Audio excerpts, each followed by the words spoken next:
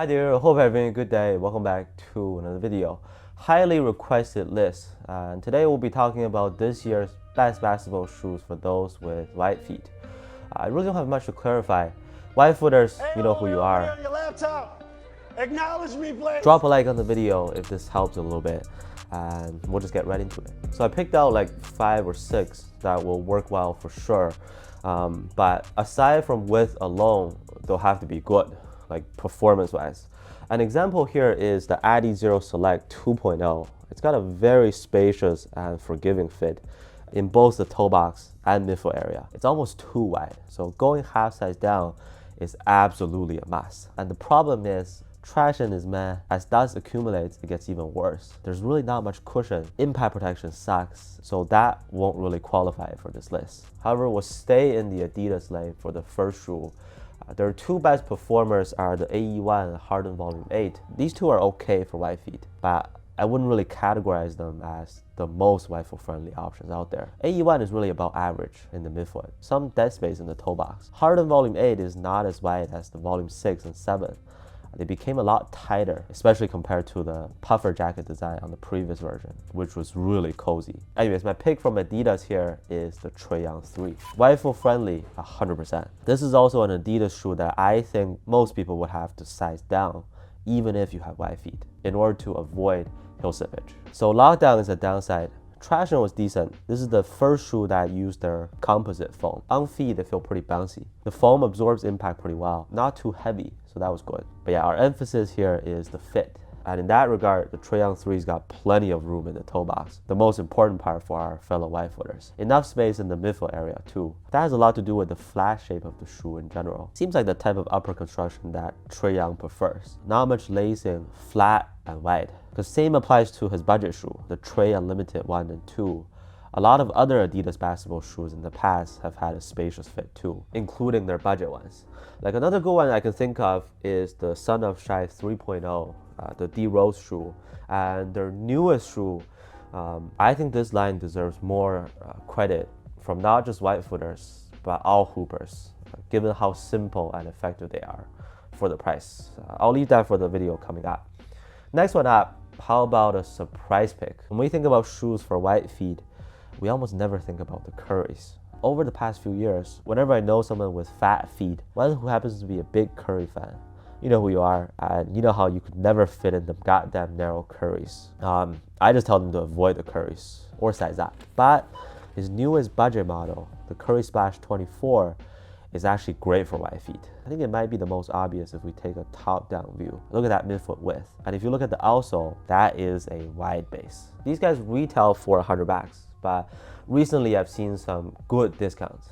On Trae 3, a lot of them are on sale too, by the way. Yeah, Curry Splash 24, I've seen like 25% off at Foot Locker stores, 50% off at the Under Armour outlet. You get a full-length Micro G midsole, one of the most traditional cushion setups. Just a safe setup that never disappoints. Traction is satisfactory, not very squeaky, but grips well indoors. Step-in comfort is impressive, again, largely thanks to the width. Adding that nice and functional outrigger shape on the side, this shoe gives you a smooth ride. An excellent budget-friendly option, I would say. Another fantastic option for wide footers is the Fresh Foam BB V2 from New Balance. New Balance is one of my go-to brands. Other than their performance models, their lifestyle sneakers are either nice and roomy, or they have extra wide versions. Basketball shoes, their 2AV4, Kawhi 4, Hezi Low, these ones are okay for wide feet, but the most ideal choice here is the Fresh Foam BB V2. My first purple pair, in addition to the width itself, the materials are an optimal combination to go with the build. I rarely find these modern hoop shoes that we have today to have excellent materials, but this is a case where I thought the upper is executed to perfection. Like, aside from being stretchy and cozy, they even have a nice cooling effect, so my feet didn't heat up too much inside. I recently got a second pair. This dark gray colorway has a different material in the front half. It's basically a harder shell covering the entire toe box, but even that did not affect the fit being sufficient for wide footers. Very nicely padded, no pinching or discomfort at all. And this may be off topic, but I love how New Balance is doing some vintage lifestyle takes on their basketball shoes. This midsole, they did some old paint rubbing off kind of thing. The Kawhi 4 gray pair, they did a yellow and worn out midsole too. Anyways, Fresh Foam BB V2, you get an extremely grippy and squeaky outsole. Pure deliciousness with the foam. Responsive, quick steps all the way. Just keep in mind that they'll feel very high off the ground. Stability might even feel iffy at first, but it all works perfectly after you get used to it.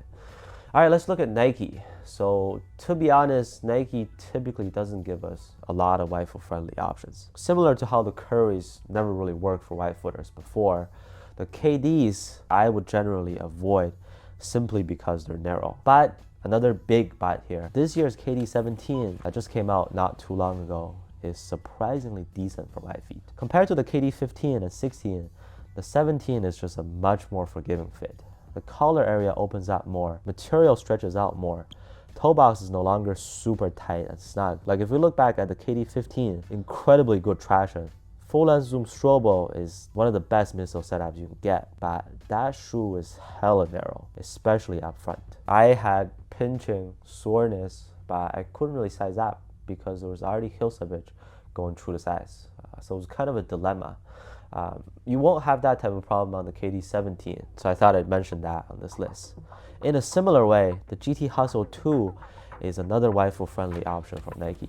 These two are very similar. I praised the GT Hustle 2 a lot last year, but if you're still worried about the lack of a midfoot shank play, the KDs have one. And then from Jordan Brand, Westbrook himself has white feet, so any of his shoes really. The White Now 0.6, White Now 0.5, One Take 3, One Take 4, One Take 5. One Take 5 is pretty sad. So maybe just go with the White Now 0.6.